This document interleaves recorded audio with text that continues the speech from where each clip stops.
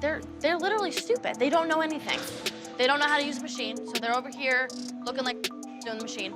Code, Okay, well, I'm telling you the way people like it. Okay. But if you don't want to listen to me, that's all good. You don't have to win. It's all good for me. I would love to listen to you. I just think that maybe we would go with the code. Can you tie my shoe? Please, I have chocolate on my hand. Oh my God. Thanks, friend. Oh, look. Ooh, doggy. You're not letting me talk. You're not letting me talk, so I can't help you, Elizabeth. I'm sorry that you're having a hard time. Honoring what the email. Checkers and Rallies started as two different companies, one in 1985 and the other in 1986, respectively. The menus were almost identical. Both restaurants had double drive-thrus and a walk-up window without a dining room inside. Checkers and Rallies merged in 1999, as they had great equity in both brands. I spent 13 years at Burger King. I did work on their international side. I was president of Latin America. I was recruited by Checkers and Rallies 5 years ago. His expectation was perfection. If he did not like something from his restaurant, it would be a problem. I love the business I'm in. It is incredibly competitive. I love to compete. I love to win. I hate to lose. The other competitors may chase us, but they'll never catch us because we're already on to the next thing. As Garcia gets ready to go undercover, his employees will be told that it is a contestant on a show called Second Chances, where he'd get a new chance to start a new career in the restaurant industry. So right now we're going to start by washing our hands. So how long have you been here doing this? I've been here for almost 1.5 years now. How long did it take you to get the hang of it? Garcia felt sad and worried as Todd had to train all by himself, and that too, this was a critical position. That is when something surprising happens. How late can you stay? I got an axe. Step aside, make your phone call, ask. The man yelling was the general manager, and he yells at Todd and tells him to stop talking and make more burgers. I kept hearing the general manager barking orders. Sir, I need you to drop what you're doing. I need you to take some trash out. And then I heard it. Garcia asked him why he would let the GM talk to him like that, but Todd says that he does it because he needs to help his mom. I'm going to talk to him. Give me his name. What's his name? His name is Stevens. Steven, is that your name, sir? Stevens, yes, sir. Can I talk to you for a second? Of course. I might have an opportunity to join Checkers and Rallies system. Okay. What excuse is there to talk to people without being respectful to them? Garcia asked Steven how he could be so disrespectful to his employees, and what he said will shock you. I would say that you couldn't handle the job. You do what you gotta do to get them to listen to you. You run them, they don't run you. I came into this company just like you. Wanted to be nice, low tone. It doesn't work. Stevens had the nerve to ask him if he's ever been in the fast food business. This is what happened next. Have you any experience in the restaurant business? Actually, I do. I'll be honest with you. I do have experience. I'll tell you exactly. I have been in the restaurant business for over 20 years, and I've been in the fast food business for over 20 years. I'm CEO for this company. Garcia schools Steven, who now calls him Sir. Hilarious. He even tells him that the customers didn't get hot food. Right here, right now, we're going to shut the restaurant down. Right now, you're not doing the job to our standard. It's completely unacceptable. How long have you been in this restaurant? Garcia had to call up everybody and told them to do a rework of the restaurant so that it was up and functioning smoothly within a week. And the employees would be paid during this period. Glad to see he got some weight off of his shoulder. But this next one is going to add some to yours now. Here we have the founder and CEO, Eric Casaburi, tackling some heavy lifting of his own as he goes undercover to find what's weighing him down. Goes undercover as a reality show contestant looking to start his own gym. You must be my contestant. I am. All right, well, nice to meet you. The CEO asks the employee if she uses her phone while working, and she replies with an ill-mannered, "Yup." They're literally stupid. They don't know anything. They don't know how to use a machine, so they're over here looking like doing the machine. She then complains about the members asking her questions about their products. You don't know what protein does? She certainly doesn't seem to like people very much. We are in the people business. There's just no other way to put it. Shocked by the employee telling this, she shows him the smoothie menu and says it's super explanatory, like you would be literally brain dead if you can't get it. I always put 2.5. We're not supposed to, but it tastes better, honestly. The juice bar is on average 15% of the annual revenue inside of the gym. It's one area of the gym that I really, really care about. So you would go 1, 6, go. But what happens to the rest of the juice then? That's the perfect shake. I noticed that there was like extra in here? Like, what do you guys I like dump make it out. samples out of that? You don't offer it to the member Nope, at all? You just dump it out. If they want it, they can take it, but if not, oh well. There is a cost associated with every ingredient that goes into that shake. Barry wonders how anybody could just throw money down the drain, as there was definitely a better use for that. Do you want to show me how to make a shake, just so I know before I let you go? Sure, if you'd What would like. you Yeah. Dirty peanut. You said a dirty peanut, right? Jacqueline tells him to pick up the pace and tells him to put extras on whatever she's telling him to add, even though that's not what is written in the instructions. That's enough ice. Okay. I would normally hit the code, but Okay, well, I'm telling you the way people like it. okay. But if you don't want to listen to me, that's all good. You don't have to win. It's all I good would for me. love to listen to you. I just Okay. think that maybe we would go with the code. But Go you know ahead, what? go with the We'll code, go with dude. the code. Do it up. First of all, Barry's awkward. He's condescending. He's not absorbing anything that I'm saying. Listen to me, because I know what I'm doing. I know my. How come this isn't punching? You're probably doing it on the wrong side. Ah, that is the reason why. Another heard something absurd. It's not rocket science. It's a hole puncher. Maybe if you listen to me, I don't know. Good luck, buddy. I'm gonna need it today. I'm gonna. What happens next is even ridiculous. You don't have to go by the book with every situation in your life. The menu says medium, though, doesn't Yeah, it? but I'm telling you this way. This is how I'm telling oh, well you. then, that's why. Oh, it's not over. For this next one is the definition of an asshole. Your payment. Your payment's overdue. I know, I'm gonna pay. I'm gonna pay tomorrow.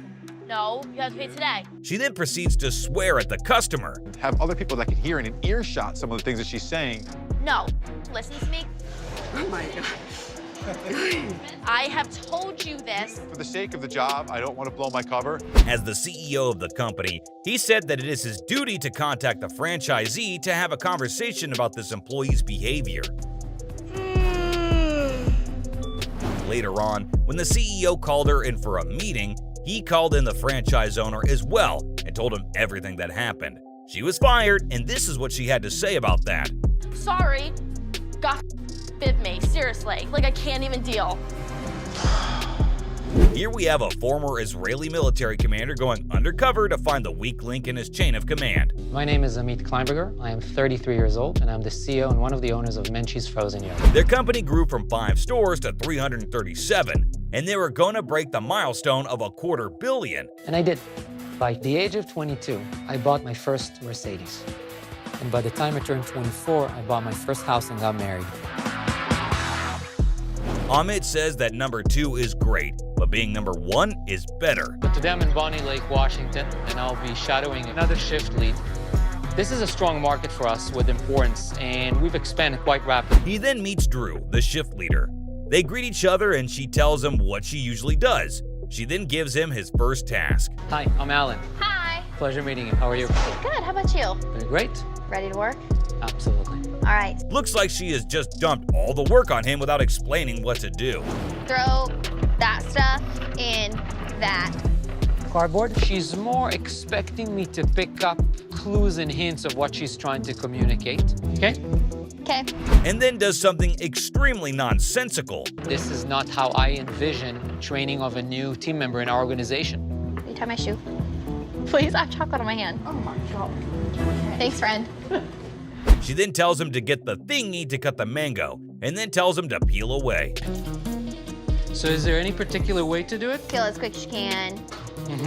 And yeah. What she said next is not something an owner would want to hear. Cut the mangoes. Just do what I'm telling you to do, Jeeves. Working here at Menchie's pretty much sucks. That's not my favorite. She planned to marry a plastic surgeon and not do anything because pretty people don't have to do anything, according to her. Tanning. Tanning? Yep, I do both spray tanning and bed tanning. Tanorexic, that's what I call it. Tanorexic? Yep. I like to say melanoma or bust. She then starts laughing hysterically to her own dark joke. So what you're doing with me right now, is this something you do by yourself to other team members or no? I'm just really good at telling people what to do, so... Okay. Amit is starting to understand Drew better the more time he spends with her. Right after she leaves him with his work, she goes on to doing this. He's like, oh, so you're good at bossing people around? I was like, yes. Yeah, I am. I'm a professional, actually. Get it right. With a team member like Drew, he did not know what her future would be in this company. This location in general, what we need to do to bring the level to where it should be. Screw this. I ain't got time for that. Here we have the president and CEO of Hooters, Kobe Brooks, going undercover in his own company. and is forced to take immediate action when a restaurant manager steps out of line. I will be stepping down as your CEO and as your president for the next week. I'm going to be going undercover within our system. He goes to South Arlington, Texas, and he's going to be the assistant GM and shadow the GM Jimbo to see what kind of coaching job he's doing. Dude, we got to get rocking and rolling. So, that's your shirt, okay? Get changed, and then we will hook up in 2 shakes of lamb steak. Jimbo made it very clear that they were about the Hooters girls and what the brand is about, but he doesn't treat the brand the way it's supposed to be treated. When the lunch rush is over, you don't need as many girls on the floor, so they start being cut. What you're about to see next is not something a general manager should be doing. No ifs, ands, or buts about it. So what am I supposed to do about school if I have to leave? You're going to play my reindeer games. You go to school? Yes. Okay? The game that Jimbo suggested is terrible. Are you serious? No. Oh, No. That's a heart attack.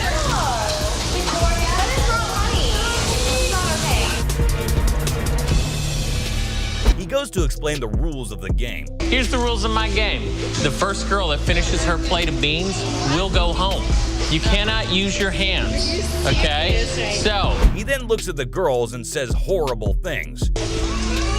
oh, look, ooh, doggy. And then something nasty happened. Brianna, how are they, baby? Oh, they look tasty. Who doesn't want to spend the rest of the afternoon with me? This is what Kobe had to say about it. Yeah! The things I saw today were inappropriate. They were wrong. I don't want any part of it. He also said this. It's hard for me on this one to bite my tongue. If I could break cover, I would sit down and have a very long, serious talk with Jimbo. This is what one of the Hooters employees had to say about what the general manager was making them do. Here we have the CEO of the billion-dollar e-commerce giant, Michael Rubin. It's time to go back to the escalations. I'm gonna sit you down here with Danielle and Gary. Rubin says that he needs all the help in the world, and this is what she said. Act like you've been here 10 years and you're good to go. I'll be more confident. Because they'll sense fear. Our job is to be the punching bag and take the abuse. Okay. You ready to do this? I am. All right, let's do it. Hit the auto in? Yep. Good, bro. There you go. Go for it. Rubin starts immediately, and this is what the task was. I have a customer on the line. She ordered a garment the day after Thanksgiving, and she paid $99.99 for it.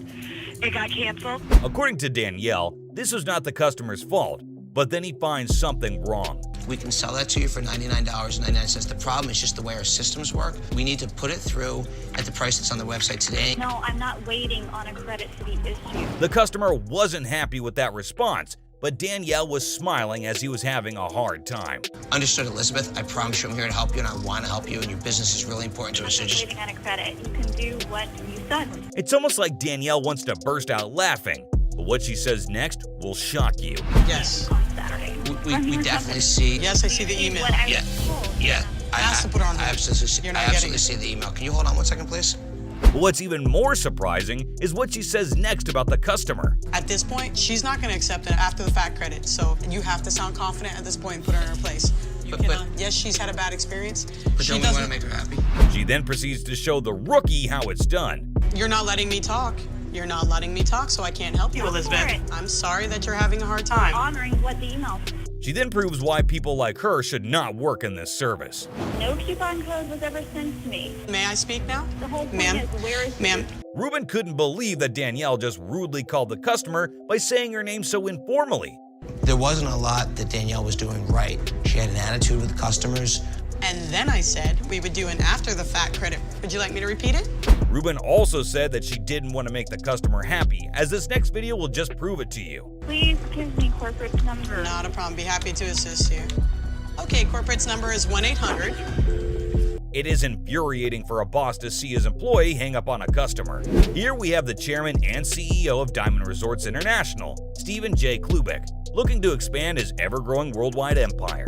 This time, he'll do everything from going undercover as a guest in one of his resorts. Absolutely filthy. He talks about how they have acquired numerous bankrupt companies and built his empire from that. We acquired Pacific Monarch Resorts because it gives us a tremendous West Coast presence now that we really didn't have. He then tells how terrible his costume was the first time. Just horrific. This time, I'm in charge of my hair and makeup. He then goes as a former construction worker who lost everything due to the recession. Non-smoking sign on the front door. Very tacky. The employees have done a terrible job of this place, as everything was just in terrible condition. Absolutely disgusting. Uh-oh. Absolutely filthy. There's a lot of issues in housekeeping and maintenance here. Shocking. He instantly calls the housekeeping after entering his hotel room to see how the employee would be in taking care of the situation. Hi, I'm RK. What can I do for you? The pots and pans are filthy. Okay. In the bathroom, it's like dirty and moldy. RK enters the bathroom and sees nothing wrong, and so this is what Klubik does. In the bathroom, if you look over here, that's not clean, right? You get this stuff fixed, like, can you call them? I can go and talk to him right now. His name tag was also spelt wrong, and so he used a marker to fix it instead of getting another one. He then says something surprising. I go, the maintenance needs a ton of work. Like right now, we don't have paper towels. And I mentioned it to the supervisor, and she's like, oh yeah, we'll look into it. And then now he's making fun of the supervisor of the place. Klubik was astonished as this is what happened next. I would not spend that kind of money at a place like this. So you tell guests this all the time? Wow, just wow. RK says that he doesn't tell guests these things usually, but Klubik is a stranger he met for the first time, right? Some people have absolutely no passion towards their jobs, and those are the ones that need to be sacked.